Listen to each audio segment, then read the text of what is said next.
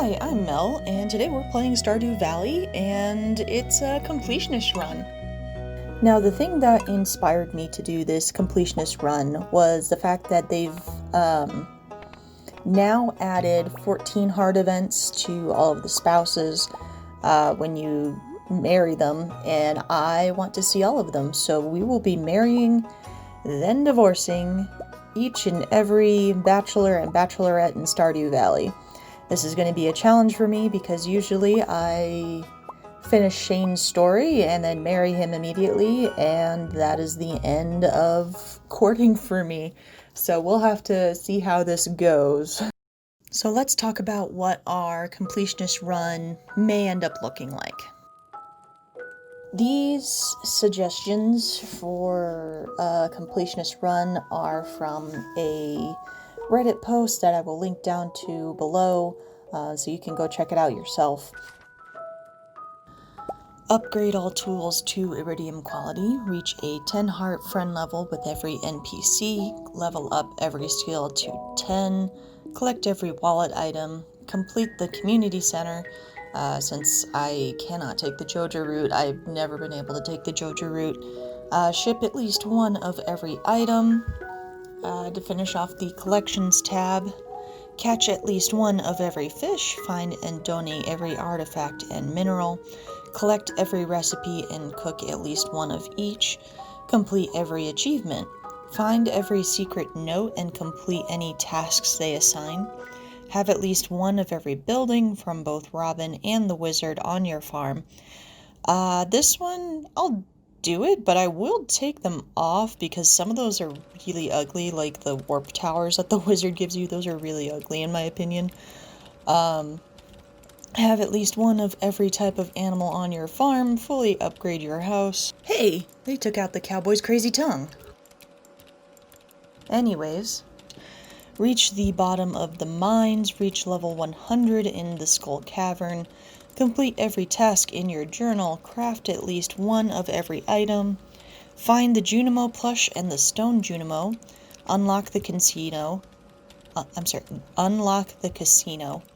find all 8 scarecrows, obtain the galaxy sword, upgrade Pam's house, get all the star drops, ship 15 of each farm crop, get all the secret items from the festivals, win every festival. That one I'm not so sure about, because I really struggle with the Harvest Festival. Those games just aren't for me. Craft every item. Get all the slime colors. That one I might skip too. I'm not so fond of the slime hutch anymore. Get the golden clock and the statue of endless fortune, and then design a good-looking farm.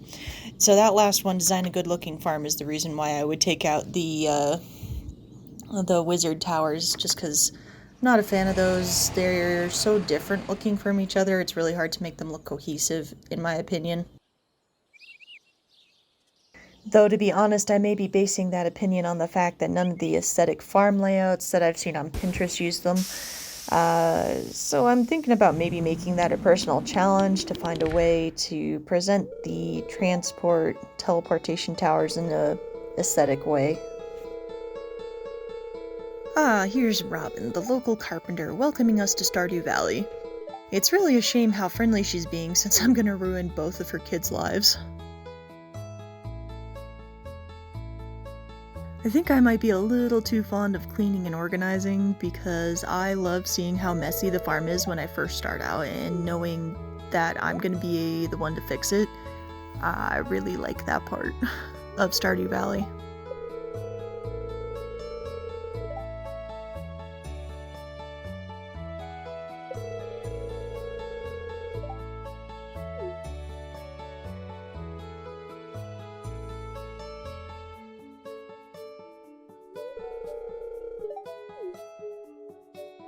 And here's resident number 2, Mayor Lewis.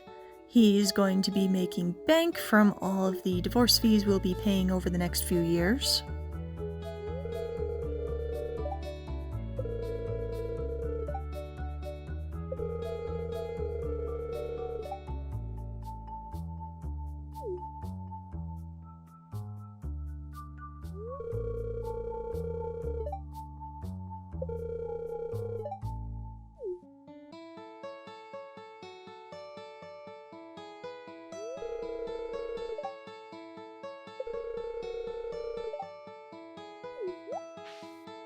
Although the farm is crusty, as Robin calls it, I do like the idea of fixing it up and customizing it to my liking.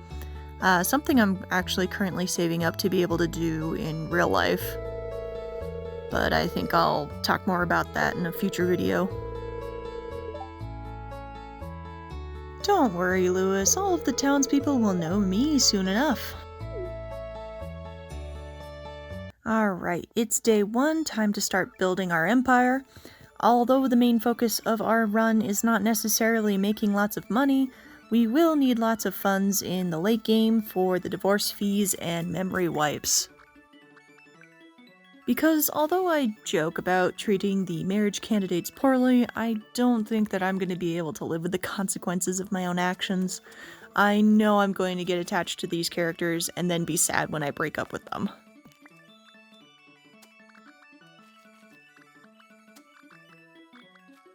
Anyways, our first victim, bachelor, is the town doctor, Harvey.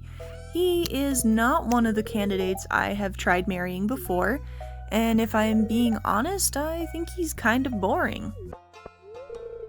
Gus is our first non-marriage candidate. Solid guy, he runs the local saloon. Next we have Abigail, who may or may not be her father's daughter.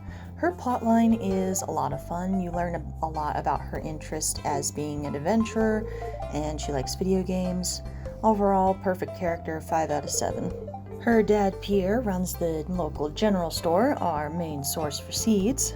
I adore Marnie's character. She is super sweet, but I do think she has terrible taste in men. Sam! Sam is one of the bachelors I have married in the past. I think he's a great husband candidate. Alex is my least favorite bachelor. He comes across as stuck-up and braggy to me. Next up is Pam. She's pretty gruff, but one of the easier townspeople to befriend. Evelyn and George are Alex's grandparents. You can find out why Alex lives with them when you unlock his tragic backstory. Leah is an artist, okay? Don't forget it. She's an artist. Got it? Caroline is Abigail's mom. Their family dynamic is super weird. Penny is okay. No, really, she's okay. She's just not my brand.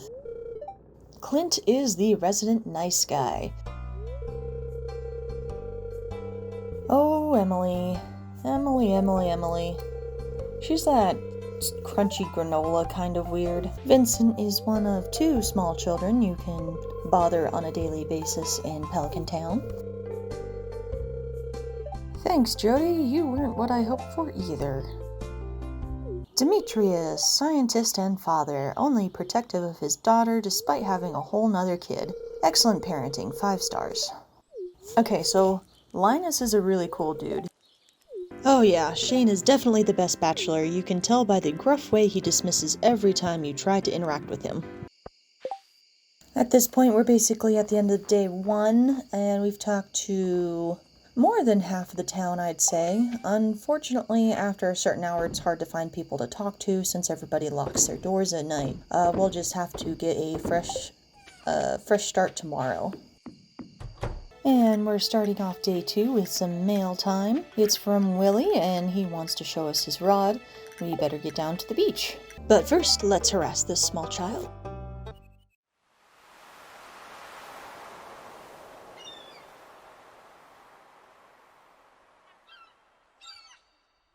So what's so special about Willie that he gets his own cutscene?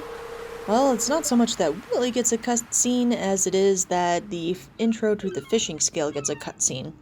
Fishing is going to be an important part of our strategy, as it is a great way to build up funds in the early part of the game while you're waiting on your first crops to mature. Now, I have played Stardew enough that I don't want to do the fishing minigame anymore, so I will be taking advantage of the Skip Fishing minigame mod by DoMods. I will leave a link down in the description, in case you are interested in checking the mod out for yourself. I don't usually like to play with mods, but I do feel that games are first and foremost meant to be fun, and if this little tweak is what gives me continued fun and enjoyment from a game, I'm all for it.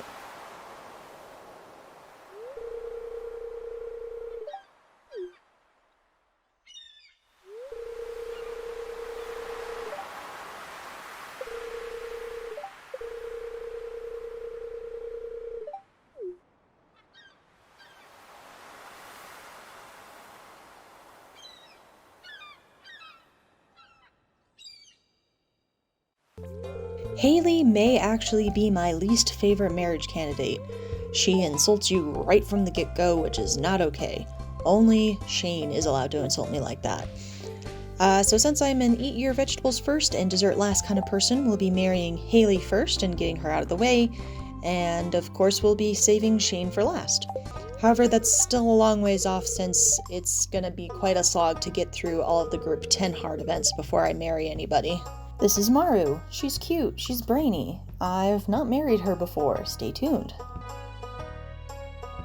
This emo kid is so hard to talk to. He never leaves his room. I'll just come back. Oh wait, he's on the move. I'll just wait for him here.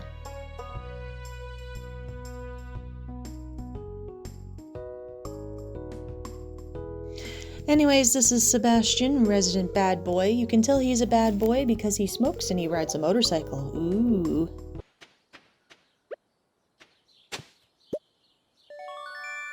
Oh nice, we just got our first museum artifact. And there's the quest it triggers. Unfortunately, the museum is closed right about now, so we'll have to explore that another day. But speaking of people who are hard to find because they never leave their room, the only candidate left for us to talk to is Elliot.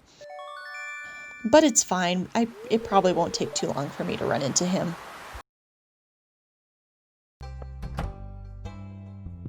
There you are, I finally found you. Leave your house more often, you neat. Anyways, there you go. We finally met everyone in Stardew Valley. Well, except for the wizard, but we just have to wait for that cutscene to trigger. Don't worry about the gaze I skipped to get to Elliot. I will be putting the important stuff in the next episode, but I didn't want to finish this episode without meeting all of the townspeople. Now that we've met everybody, our conquest of the entire town can finally begin in earnest. It is my goal to be able to unlock all of the marriage candidates' heart events, including the Group 10 heart event. This is our main priority goal, and everything else that we've discussed will be secondary. If that sounds like a series you're interested in, please like, comment, and subscribe for more videos. If you like, you can check out my social media links down below. But that's all for today. Thank you so much for watching, and I will see you all next time. Bye!